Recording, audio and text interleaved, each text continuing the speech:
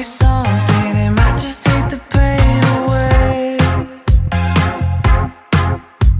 Heto na nga ang ating paggawa ng aking sushi. Guys, ito ay aking sariling version, kumbaga, 'di ba?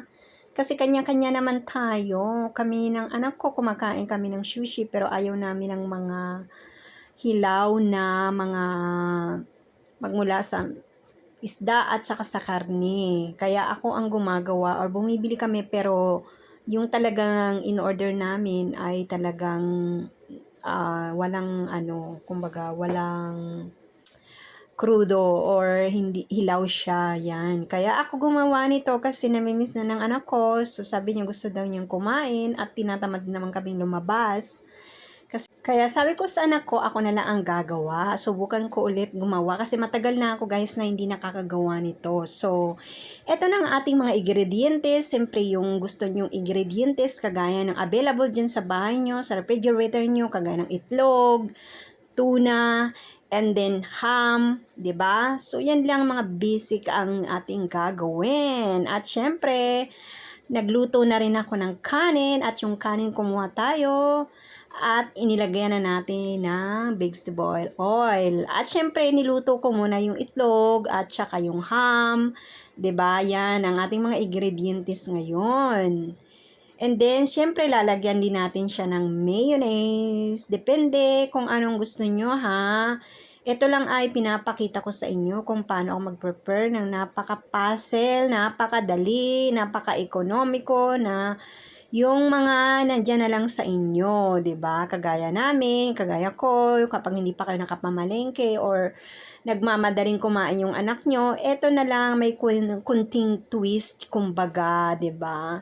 Alam niyo naman tayo mga mami, mapara-paraan, 'di ba? Kaya ito nga ang pinapakita ko sa inyo dahil ako yung maming napaka maraming idea. Kapag gusto ng anak ko ng ganito, ginagawan ko ng paraan, ginagawan ko ng twist yung aking ginagawang pagkain. So, sana magkaroon din kayo ng idea kung paano ko gawin. Napakasimple lang naman ito. Kaya lang, guys, hindi ko makita yung gawaan ko. Kaya, sa dami-dami ng palipat-lipat kapag naglilinis ako, hindi ko na alam kung saan ko na ilalagay. Minsan na itatago ko sa taas. Minsan naman na itatapon ko na kapag alam kong hindi na kailangan kong gamitin, yung iba tinatapon ko na talaga, yun. So, eto na nga ang aking kagaya nung nakaraang araw, nagtapon ako ng mga plato. Hindi ko na binasag kasi guys, kapag tinapon ko yung mga damit or kaya may lagayan naman dito, pwede mong ilagay dyan sa baba, sa side kung saan yung basurahan na talagang kasi yung mga ganyan, pwede ba pong mapakinabangan ng ibang tao, 'di ba? So, kaya yun. Ito na nga ang unang ginawa natin, 'di ba? Tingnan nyo naman. Napakasimple lang naman kung wala kayong idea. At least ito, magbibigyan nyo na ng idea yung inyong sarili. Kung gusto nyong gayahin, gayahin nyo po. Pero kung wala kayong silver na ito, na papel di plata, ang tawag sa amin dito ay paper silver ba ang tawag dyan? Okay lang yung halimbawa yung placemat ninyo na malambot na or pwede naman po yun. Pero lagyan nyo muna ng transparent na plastic ha. Kasi nga po baka doon nyo syempre yan para hindi dumikit kung ano man ang nyo. Yun unang ilalagyan nyo yung plastic na yan na transparent, okay? Para hindi dumikit doon kung saan man nyo igagawin, di ba? Kung wala kayong bamboo, yung panggawang ganun, lagyan nyo rin para mas kung umpisa pa lang kayong gagawa, lagyan nyo ng plastic para mas madali yung maporma, kumbaga, 'di ba? Ganyan, hindi magkalat-kalat. Mas madali nyo siyang mahawakan, guys, kasi kung nag-uumpisa ka pa lang, wala kang talagang gawaan, yung plastic na lang yan na muna ang gamitin nyo. Ito na nga yung itlog naman tayo. Tapos, lagyan na natin ng mayonnaise. Hindi ko naman inubos yan lahat, guys, kasi hindi naman namin mauubos ng anak ko. Pika-pika lang naman kami kasi dinner time to, so nagmamadali yung anak ko ng kumain.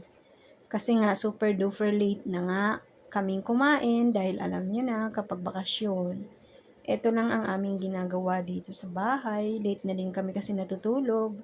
And then late na rin kami kumakain. Late na rin kasi yung anak ko may sport siya and then nag-gym siya.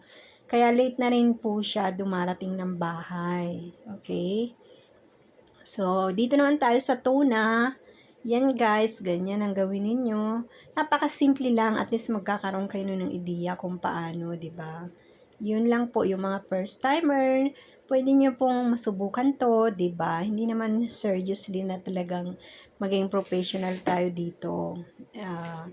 Kung may bisita tayo, di pagandahin natin. Kapag hiwain na natin yung ating sushi, ay pwede nating lagyan ng mga dekorasyon or dyan sa ibabaw. Pwede rin lagyan nyo ng mayonnaise with olive oil. Hiwa-hiwain nyo ng manipis. Tapos lagyan yung dekorasyon or pimento. Ang tawag sa namin dito ay pimenton, yung binabad na ang tawag doon? Bell pepper na kulay pula. Pwede pang dekorasyon namin dito or pagkain, di kinakain, pika-pika. Kung anong pwede niyo magkaroon kayo ng idea, yung halimbawa yung mga hindi kumakain ng mga karne, yung mga ganyan, veggies kayo, pwede nyo rin lagyan kung ano, carrots na papakuluan nyo muna or igisan nyo muna, di ba? At least meron naman kayong konting idea or makakain na sushi pero vegetables ang palaman. Okay lang po yon. So, sana po nag-enjoy kayo sa aking paggawa ng sushi, 'di ba? Common naman 'to, 'di ba? So, ito na nga po. Sana kung nagustuhan nyo ang aking video for mommies, diyan mga mommies, daddy, mga kabataan, please naman like and subscribe and ring the bell. Okay po, hanggang dito na lang ang aking video. At salamat ulit sa panonood. Bye-bye!